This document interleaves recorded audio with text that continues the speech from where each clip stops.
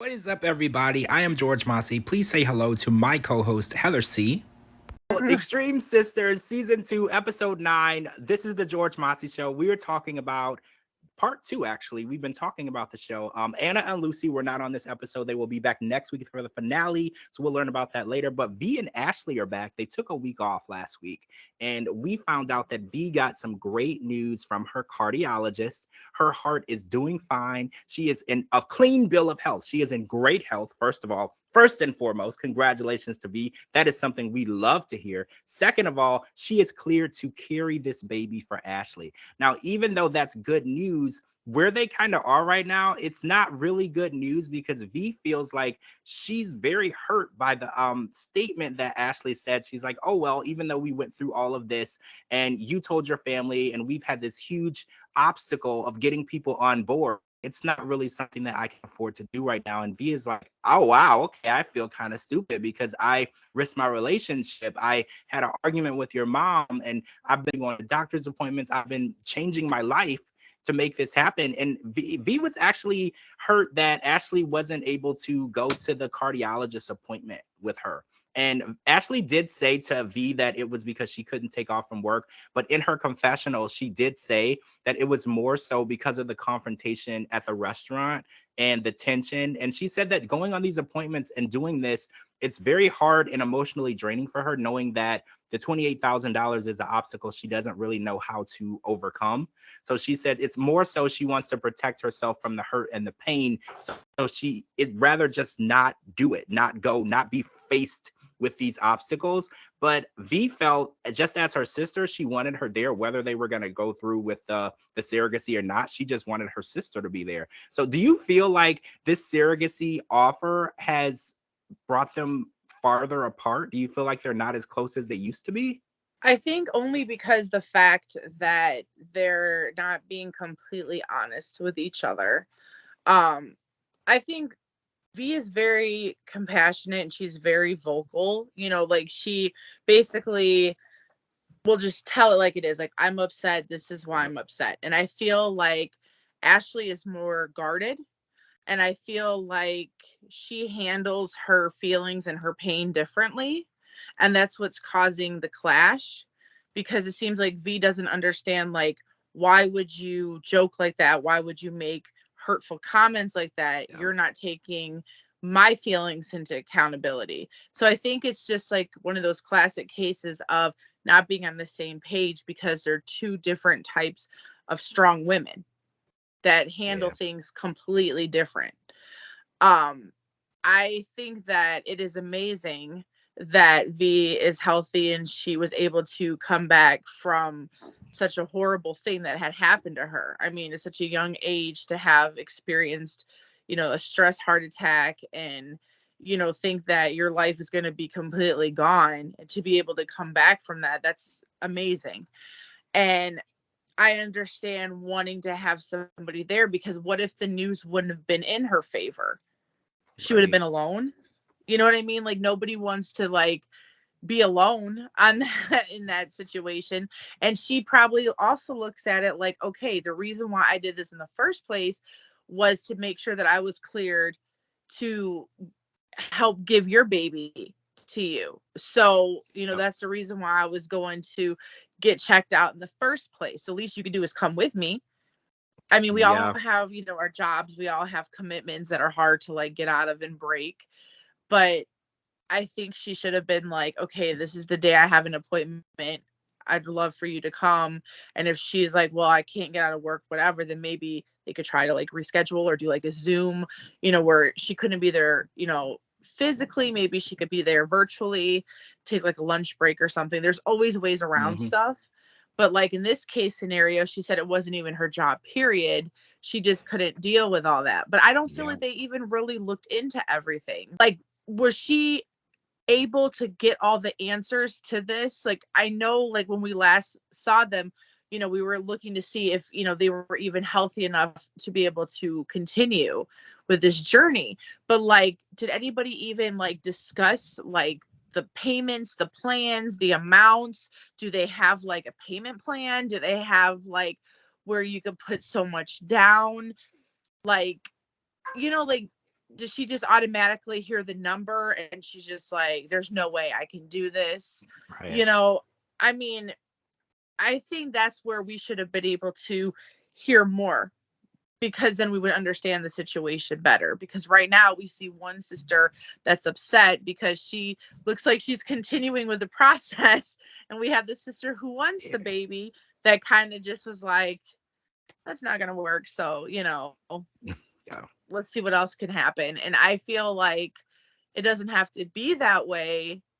Well, they always say if there's a will, there's a way. Maybe, there's Yeah. more options that they can look into instead of just pushing it out. So that's what I would like to see for the season finale with these sisters. I would like to see some type of like peace. I would like to see some type of common ground, them get together and actually communicate and not just play off of their feelings and their emotions. Just be like, put it on the table and like, here, I'm your sister. I've been with you for day one. I'm trying to help you. Be there for you. Meet me halfway.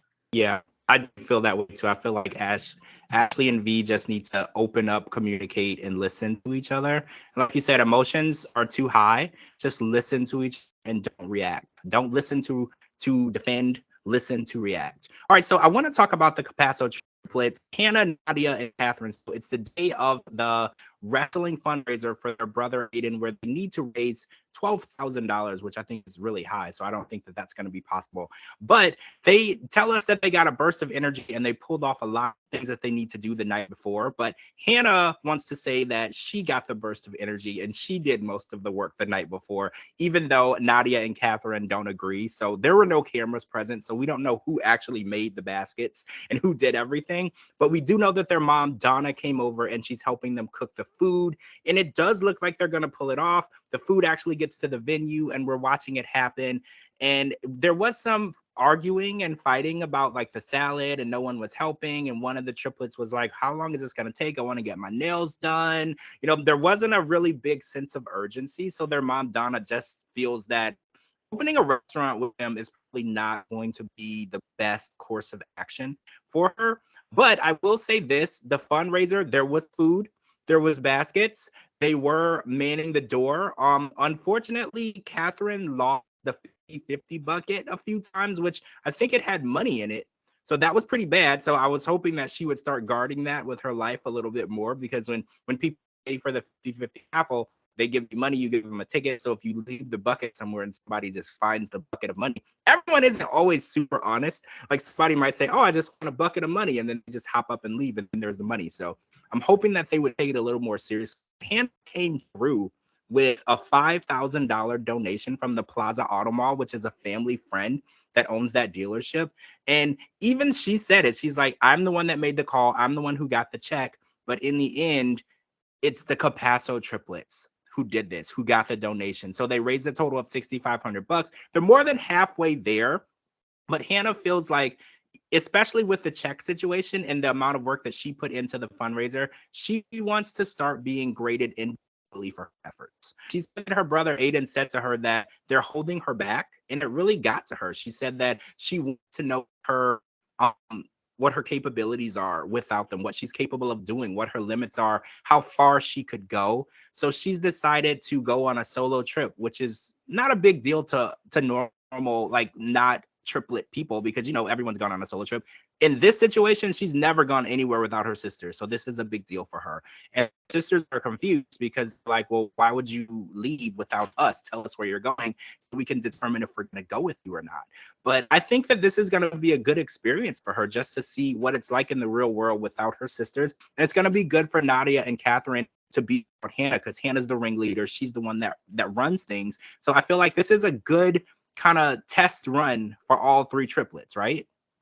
Yeah, I feel that way too. I think that they need a little bit of space to get everything strained away, because I think that Hannah is starting to feel some type of way, because she's starting to feel like she's unappreciated. Nothing is worse than when you're trying to like really do something and get noticed and do big things, and then people constantly always remember the past, or they always compare you to other people, and it's like you're sitting here purposely going out of your way to do big things to show that there's a difference being made, and yet it still can't be seen. So I think that it's always good to take yourself out of the equation every once in a while to like let people miss you. This is what life would be like without me. And we already know that Nadia and Catherine love her to pieces and already miss her, and she wasn't even out the door. And, you know, I think that with her being gone, even if it's 2 hours or 24 hours, that they might take a look at it and be like, wow, why did she leave? Did it have something to do with us? What can we do? And it might help make changes for everybody all together. I am disappointed that we didn't get to actually see the fundraiser. I think that it would have been cool to have like an inside look, kind of like how we saw the restaurant with Anna and Lucy and stuff. I think it would have been cool to actually see like how did everything pan out. Like we didn't even get to see her lose the 50-50 bid. We didn't get to see any of that. It was all like word of mouth. And I feel like they're always being rushed. Their segment is always being rushed. And we don't ever get to see anything other than them sitting around, you know, with the fingers being pointed, saying what they're doing, what they're not doing. And it's like, I want to see more. I've said that from the beginning. I've always wanted to see more. This is supposed to be an inside look to show us why they're extreme. Well, why are they extreme? How come we never get to see them stream together? Like, how come we never get to see them go out to a concert together or bar together? Like, it's always like in that one room in the one house. And there's so much more that could be done or said, and I feel like it's being slept on. And as far as the restaurant situation goes, maybe if it's in the cards, the mom can still open the restaurant, maybe run it with her son and the older responsible daughter. Regina would be a good fit. Regina, and then Hannah too. And then, you know, if the other two want to come along and help out, they can. But I don't think that they should throw it down the drain just because not everybody's on board. Because just because somebody's not on board right away doesn't mean that they can't change their mind. Some people just haven't found their you know, their purpose in life. They haven't tried to find their path in life. Sometimes it takes people a little longer than others. And especially with children, people that have kids, they should know that every kid they have is different. Even the triplets are different. So hopefully they'll still reconsider and open that vegan Italian restaurant, because I'm really hoping that they'll send us some samples because it sounds intriguing, and I would love to try something different that sounds good. So, but I love them, and I feel like TLC, you should give them a chance. We want to see more of them. Yeah, I would watch a show just about the triplets. But like you said, I think that if Hannah was to start doing the restaurant with her mom, you know, if they saw her committed to something and doing something completely on her own without them, they're going to want to be a part of it. Exactly. Because they don't like doing things separately. So when they saw her with her luggage, they're like, tell us where you're going. We can go too. Like, so I feel like if Hannah does do something on her own, it will attract the interest of the other sisters, because they're going to be like, well, if you're doing it and you're doing good at it, and our mom is proud of you for doing it, I want to be a part of that. And I just feel like they just need that push. You know, they just need that push. And I think Hannah's going to always be the one that gives them that push, because I feel like the fundraiser probably took off because Hannah got that burst of energy, and when they saw her working, they started helping, and they were able to do that. I do feel like they feed off of each other. It would be difficult for them to just break off into 3 separate people cold turkey. So I do feel like they are going to need to do something together, but individually at the same time. All right, so we've run out of time. Thank you so much for joining me. To my co-host Heather C. I'm George Mossey. Make sure to follow me on all social media platforms at George Mossey, georgemossey.com, and anywhere you get your podcast. And we will talk to you all next week for the finale of season 2 of Extreme Sisters.